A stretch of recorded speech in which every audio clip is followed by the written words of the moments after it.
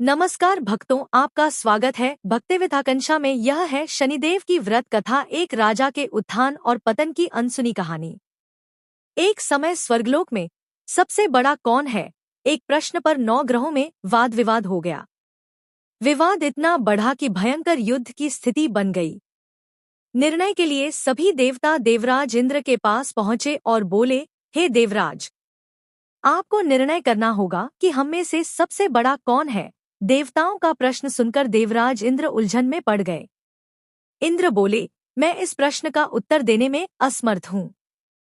हम सभी पृथ्वीलोक में उज्जैनी नगरी में राजा विक्रमादित्य के पास चलते हैं। देवराज इंद्र सहित सभी ग्रह देवता उज्जैनी नगरी पहुंचे। महल में पहुंचकर जब देवताओं ने उनसे अपना प्रश्न पूछा तो राजा विक्रमादित्य भी कुछ देर के लिए परेशान हो उठे, क्योंकि सभी देवता अपनी अपनी शक्तियों के कारण महान थे। किसी को भी छोटा या बड़ा कहने से फिर उनके क्रोध के प्रकोप से भयंकर हानि पहुंच सकती है। अचानक राजा विक्रमादित्य को एक उपाय सूझा और उन्होंने विभिन्न धातुओं स्वर्ण, रजत, कांसा, तांबा, सीसा, रांगा, जस्ता, अभ्रक व लोहे के 9 आसन बनवाए। धातुओं के गुणों के अनुसार सभी आसनों को एक दूसरे के पीछे रखवाकर उन्होंने देवताओं को अपने अपने सिंहासन पर बैठने को कहा। देवताओं के बैठने के बाद राजा विक्रमादित्य ने कहा, आपका निर्णय तो स्वयं हो गया। जो सबसे पहले सिंहासन पर विराजमान है वही सबसे बड़ा है। राजा विक्रमादित्य के निर्णय को सुनकर शनि देवता ने सबसे पीछे आसन पर बैठने के कारण अपने को छोटा जानकर क्रोधित होकर कहा, राजा विक्रमादित्य, तुमने मुझे सबसे पीछे बैठाकर मेरा अपमान किया है। तुम मेरी शक्तियों से परिचित नहीं हो। मैं तुम्हारा सर्वनाश कर दूंगा। शनिदेव ने कहा, सूर्य एक राशि पर 1 महीने, चंद्रमा 2.25 दिन, मंगल 1.5 महीने, बुध और शुक्र 1 महीने, बृहस्पति 13 महीने रहते हैं, लेकिन मैं किसी राशि पर 7.5 वर्ष 7.5 तक रहता हूँ। बड़े बड़े देवताओं को मैंने अपने प्रकोप से पीड़ित किया है। राम को 7.5 के कारण ही वन में जाकर रहना पड़ा और रावण को 7.5 के कारण ही युद्ध में मृत्यु का शिकार बनना पड़ा। राजा, अब तू भी मेरे प्रकोप से नहीं बच सकेगा। इसके बाद अन्य ग्रहों के देवता तो प्रसन्नता के साथ चले गए, परंतु शनिदेव बड़े क्रोध के साथ वहां से विदा हुए। राजा विक्रमादित्य पहले की तरह ही न्याय करते रहे। उनके राज्य में सभी स्त्री पुरुष बहुत आनंद से जीवनयापन कर रहे थे। कुछ दिन ऐसे ही बीत गए। उधर शनि देवता अपने अपमान को भूले नहीं थे। विक्रमादित्य से बदला लेने के लिए एक दिन शनिदेव ने घोड़े के व्यापारी का रूप धारण किया और बहुत से घोड़ों के साथ उज्जैनी नगरी पहुंचे। राजा विक्रमादित्य ने राज्य में किसी घोड़े के व्यापारी के आने का समाचार सुना तो अपने अश्वपाल को कुछ घोड़े खरीदने के लिए भेजा। घोड़े बहुत कीमती थे। अश्वपाल ने जब वापस लौटकर इस संबंध में बताया तो राजा विक्रमादित्य ने स्वयं आकर एक सुंदर व शक्तिशाली घोड़े को पसंद किया। घोड़े की चाल देखने के लिए राजा उस घोड़े पर सवार हुए तो वह घोड़ा बिजली की गति से दौड़ पड़ा। तेजी से दौड़ता घोड़ा राजा को दूर एक जंगल में ले गया और फिर राजा को वहां गिराकर जंगल में कहीं गायब हो गया। राजा अपने नगर को लौटने के लिए जंगल में भटकने लगा, लेकिन उन्हें लौटने का कोई रास्ता नहीं मिला। राजा को भूख प्यास लगाई। बहुत घूमने पर उसे एक चरवाहा मिला। राजा ने उससे पानी मांगा। पानी पीकर राजा ने उस चरवाहे को अपनी अंगूठी दे दी। फिर उससे रास्ता पूछकर वह जंगल से निकलकर पास के नगर में पहुंचा। राजा ने एक सेठ की दुकान पर बैठकर कुछ देर आराम किया। उस सेठ ने राजा से बातचीत की तो राजा ने उसे बताया कि मैं उज्जैनी नगरी से आया हूँ। राजा के कुछ देर दुकान पर बैठने से सेठ जी की बहुत बिक्री हुई। सेठ ने राजा को बहुत भाग्यवान समझा और खुश होकर उसे अपने घर भोजन के लिए ले गया। सेठ के घर में सोने का एक हार खूंटी पर लटका हुआ था। राजा को उस कमरे में छोड़कर सेठ कुछ देर के लिए बाहर गया। तभी एक आश्चर्यजनक घटना घटी। राजा को देखते देखते सोने के उस हार को खूंटी निगल गई। सेठ ने कमरे में लौटकर हार को गायब देखा तो चोरी का संदेह राजा पर ही किया, क्योंकि उस कमरे में राजा ही अकेला बैठा था। सेठ ने अपने नौकरों से कहा कि इस परदेसी को रस्सियों से बांधकर नगर के राजा के पास ले चलो। राजा ने विक्रमादित्य से हार के बारे में पूछा तो उसने बताया कि उसके देखते ही देखते खूंटी ने हार को निगल लिया था। इस पर राजा ने क्रोधित होकर चोरी करने के अपराध में विक्रमादित्य के हाथ पांव काटने का आदेश दे दिया। राजा विक्रमादित्य के हाथ पांव काटकर उसे नगर की सड़क पर छोड़ दिया गया। कुछ दिन बाद एक तेली उसे उठाकर अपने घर ले गया और उसे अपने कोल्हू पर बैठा दिया। राजा आवाज देकर बैलों को हाँकता रहता। इस तरह तेली का बैल चलता रहा और राजा को भोजन मिलता रहा। शनि के प्रकोप की 7.5 पूरी होने पर वर्षा ऋतु प्रारंभ हुई। राजा विक्रमादित्य एक रात मेघ मल्हार गा रहा था कि तभी नगर के राजा की लड़की राजकुमारी मोहिनी रथ पर सवार उस तेली के घर के पास से गुजरी। उसने मेघ मल्हार सुना तो उसे बहुत अच्छा लगा और दासी को भेजकर गाने वाले को बुला लाने को कहा। दासी ने लौटकर राजकुमारी को अपंग राजा के बारे में सब कुछ बता दिया। राजकुमारी उसके मेघ मल्हार से बहुत मोहित हुई। अतः उसने सब कुछ जानकर भी अपंग राजा से विवाह करने का निश्चय कर लिया।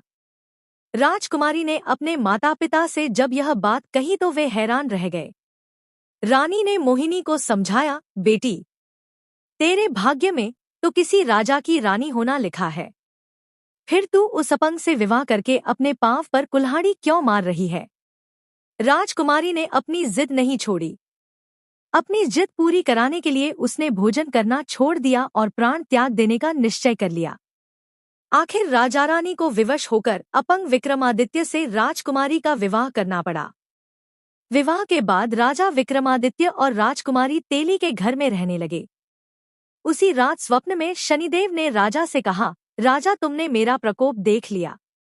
मैंने तुम्हें अपने अपमान का दंड दिया है। राजा ने शनिदेव से क्षमा करने को कहा और प्रार्थना की, हे शनिदेव, आपने जितना दुख मुझे दिया है अन्य किसी को न देना। शनिदेव ने कुछ सोचकर कहा, राजा, मैं तुम्हारी प्रार्थना स्वीकार करता हूँ। जो कोई स्त्री पुरुष मेरी पूजा करेगा, शनिवार को व्रत करके मेरी व्रत कथा सुनेगा, उस पर मेरी अनुकंपा बनी रहेगी। प्रातःकाल राजा विक्रमादित्य की नींद खुली तो अपने हाथ पांव देखकर राजा को बहुत खुशी हुई। उसने मन ही मन शनिदेव को प्रणाम किया।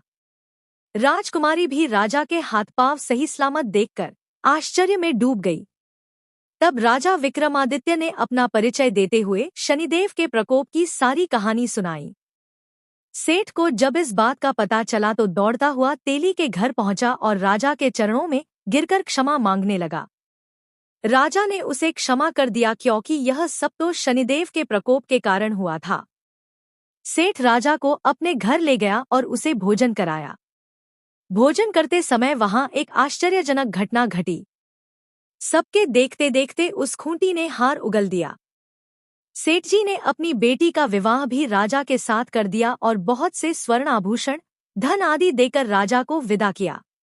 राजा विक्रमादित्य राजकुमारी मोहिनी और सेठ की बेटी के साथ उज्जैनी पहुंचे तो नगरवासियों ने हर्ष से उनका स्वागत किया।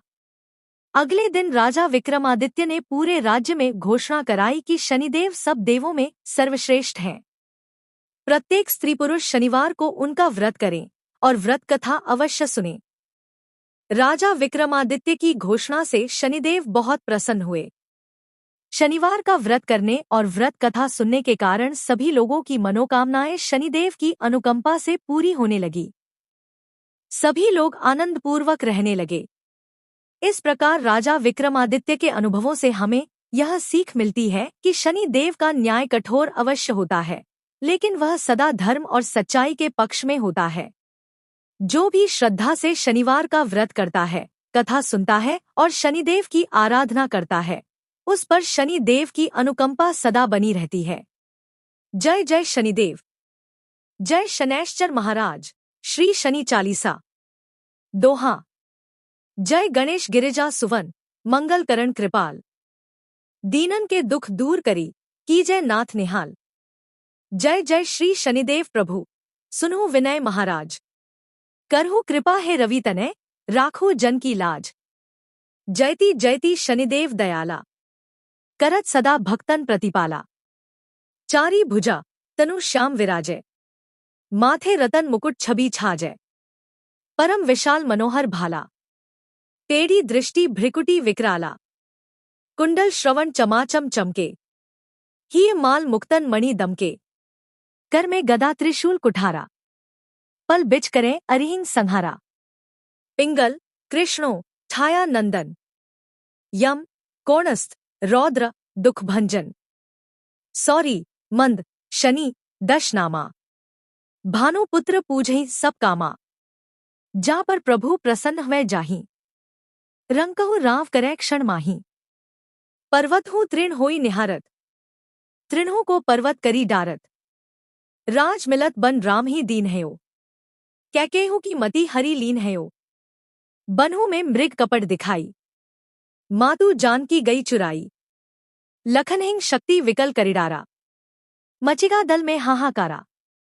रावण की गतिमती बौराई, रामचंद्र सो बैर बढ़ाई, दियो कीट करी कंचन लंका, बजी बजरंग बीर की डंका, नृप विक्रम पर तुही पगु धारा, चित्र मयूर निगली गए हारा, हार नौलखा लाग्यो चोरी, हाथ पैर डरवायो तोरी, भारी दशा निकृष्ट दिखायो, तेली ही घर कोल्हू चलवायो, विनय राग दीपक महकीन हयो, तब प्रसन्न प्रभु वै सुख दीन हयो, हरिश्चंद्र नृप नारी बिकानी, आप हो भरे डोम घर पानी, तैसे नल पर दशा सिरानी, भूंजी मीन कूद गई पानी, श्री शंकर ही गहयो जब जाई, पार्वती को सती कराई, तनिक विलोकत ही करी रीसा, नभ उड़ी गयो गौरसुत सीसा, पांडव पर भय दशा तुम्हारी, बची द्रौपदी होती उघारी, कौरव के भी गति मति मार्यो,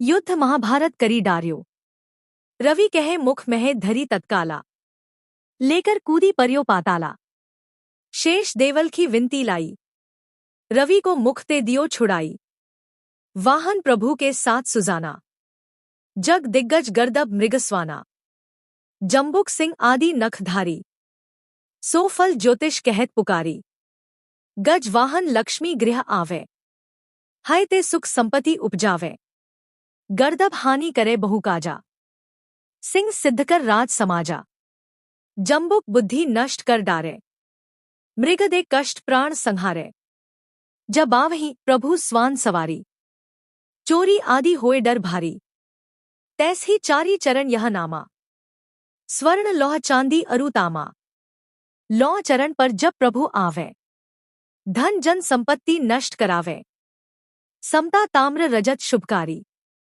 स्वर्ण सर्व सर्व सुख मंगल भारी, जो यह शनि चरित्र नित गावे, कभो न दशा निकृष्ट सतावे, अद्भुत नाथ दिखावे लीला, करेण शत्रु के नशी बलि ढीला, जो पंडित सुयोग्य बुलवाई, विधिवत शनि ग्रह शांति कराई, पीपल जल शनि दिवस चढ़ावत, दीप दान दे बहु सुख पावत, कहत राम सुंदर प्रभु दासा, शनि सुमिरत सुख होत प्रकाशा, दोहा पाठ शनिश्चर देव को की हो भक्त तैयार, करत पाठ 40 दिन हो भवसागर पार।